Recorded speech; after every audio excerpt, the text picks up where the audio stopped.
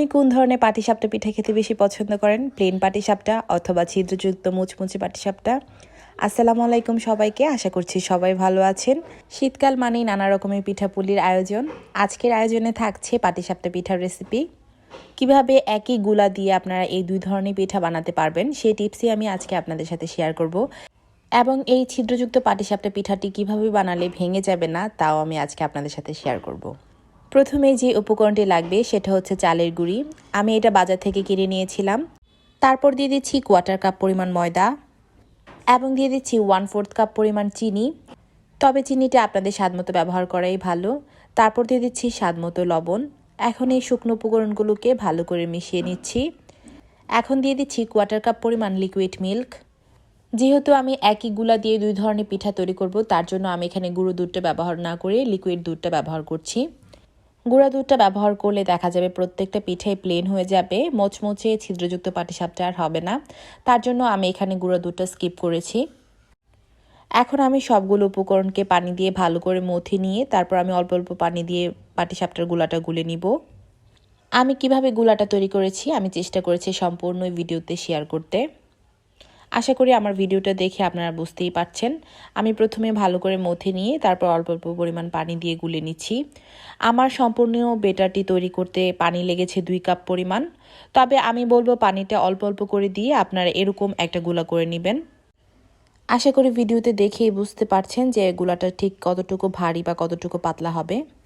এখন আমি এই পিঠার সবচেয়ে মজাদার পার্টটি তৈরি করে নিব, আর সেটি হচ্ছে খিসা। তার জন্য আমি এখানে 1/2 কাপ পরিমাণ চিনি নিয়েছি। 1/2 কাপ পরিমাণ চিনিতে আমি দিয়ে দিচ্ছি 1/4 কাপ পরিমাণ পানি। এটা দিয়ে আমি একটি ক্যারামেল তৈরি করে নিব। ক্যারামেল তৈরি করে তারপর আমি খিসাটা তৈরি করব। যেহেতু আমি এখানে খেজুরের গুড় ব্যবহার করছি না, একটু কালারের জন্য আমি ক্যারামেলটা তৈরি করে নিচ্ছি। তো দেখতে পাচ্ছেন ক্যারামেলটা প্রায় হয়ে এসেছে, তবে ক্যারামেলটা বেশি পুড়া যাবে না, এরকম একটা কালার থাকা অবস্থায় এখানে দুধ ব্যবহার করে নিতে হবে। বেশি পুড়ে নিলে বা বেশি কালার করতে গেলে দেখা যাবে ক্যারামেলটা তিতো লাগতে পারে। আর প্রথমেই সম্পূর্ণ দুধটা দেওয়া যাবে না, অল্প পরিমাণ দুধ দিয়ে ক্যারামেলটার সাথে আগে মিক্সড করে নিতে হবে, তারপর বাকি দুধগুলো মিক্স করে নিতে হবে। তো দেখতে পাচ্ছেন আমি এখানে বাকি দুধগুলো দিয়ে একটি বলক তুলে নিয়েছি। আজকে যে খিসাটা তৈরি করছি আমি 1 লিটার পরিমাণ দুধ দিয়ে খিসাটা তৈরি করছি। 1 লিটার দুধকে আমি জাল করে কিছু কমিয়ে নিয়েছিলাম আগেই। খিসা তৈরি করার মেইন পার্ট হচ্ছে এটা। এখানে আমি অল্প পরিমাণ দুধের মধ্যে 1 টেবিল চামচ পরিমাণ চালের গুঁড়ো মিশিয়ে নিচ্ছি এবং এটা আমি এই জাল করা দুধে দিয়ে দিব। এতে করে খিসাটা আস্তে আস্তে ঘন হতে লাগবে। আর এই চালের গুঁড়িটা ব্যবহার করার সাথে সাথে কিন্তু অনবরত নেড়ে যেতে হবে, তা না হলে দেখা যাবে চালের গুঁড়িটা তলানিতে লেগে যাবে, উপর দিয়ে দুধ পাতলা থাকবে কিন্তু খিসাটা সম্পূর্ণ ভালোভাবে তৈরি হবে না। অবশ্যই অনবরত নেড়ে নেড়ে এই খিসাটা তৈরি করতে হবে। যেহেতু চালের গুঁড়ি ব্যবহার করা হয়েছে দেখা যাবে অনেক সময় গুটি বেঁধেও থাকতে পারে, তার জন্য অনবরত নেড়ে যেতে হবে। এরকম থাকা অবস্থায় আমি খিসাটাকে তুলে নিব, ঠান্ডা হলে এটা আরও পারফেক্ট হয়ে যাবে। এখন আমি একটি প্লেন পিঠা তৈরি করে নিব।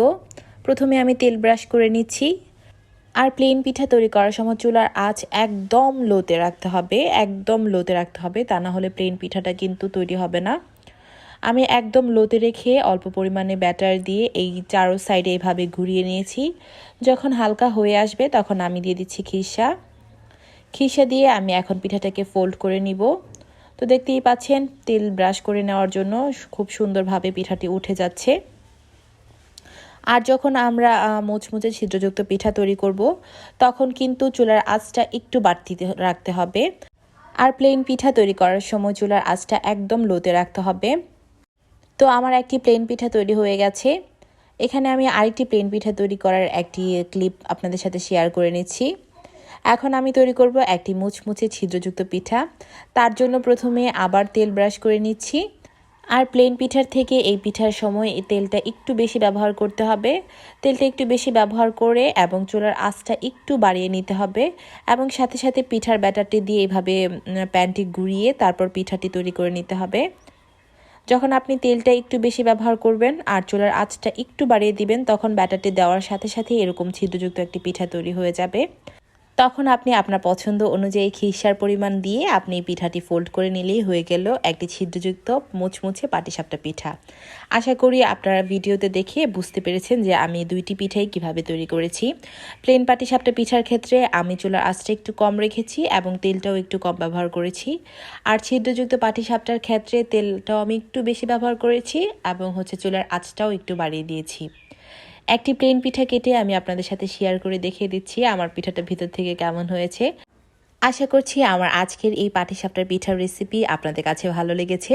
যদি ভালো লেগে থাকে তাহলে প্লিজ আমার চ্যানেলটা সাবস্ক্রাইব করবেন। আর যারা অলরেডি সাবস্ক্রাইব করেছেন তাদেরকে অসংখ্য ধন্যবাদ। আর যারা এই ভিডিওটি ফেসবুক থেকে দেখছেন তাদেরকে বলবো প্লিজ আমার পেজে একটা লাইক দিয়ে দিবেন।